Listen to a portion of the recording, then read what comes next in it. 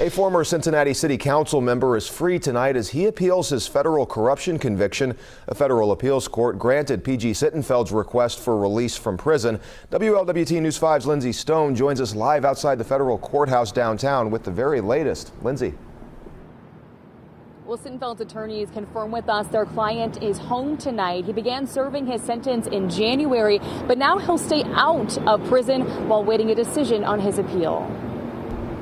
This is very unusual. A rare decision from the 6th U.S. Circuit Court of Appeals allowing former Cincinnati City Councilman P.G. Sittenfeld to be released from prison. Sittenfeld is appealing his 2023 conviction for multiple corruption charges. Last week, a panel of 3 judges heard arguments for and against overturning Sittenfeld's sentence. How do you feel about 16 months? Sittenfeld was convicted more than a year ago, and he began his sentence in January. And the sentence was supposed to run for 16 months. Ken Katkin, a law professor at Northern Kentucky University, says this could be a good indicator that the judges will grant Sittenfeld's appeal. It means that the 3 judges who heard the appeal have decided amongst themselves that although they're still working on the opinion and they could change their minds, right now today they think it's more likely than not that they're going to reverse the conviction.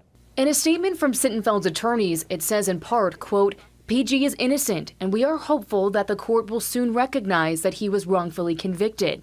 But this isn't the end of the road for Sittenfeld. If the court ultimately rules in favor of Sittenfeld and reverses his conviction, the prosecutors can appeal that again. They can either appeal it to the full U.S. Court of Appeals for the 6th Circuit, which would mean 11 or 12 judges would review what these 3 judges decided, or they can skip that step if they want to and appeal it directly to the United States Supreme Court. Prosecutors could drop the case or retry him. If a defendant appeals a conviction and they get the conviction reversed because they were successful in their appeal, that just does not trigger double jeopardy. So prosecutors are allowed to retry in those circumstances. But usually it's difficult because if a conviction gets reversed, it means that there's going to be some constraints on what it would take to win a retrial.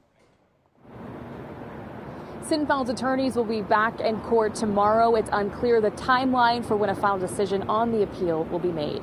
Live tonight, Lindsay Stone at WLWT News 5.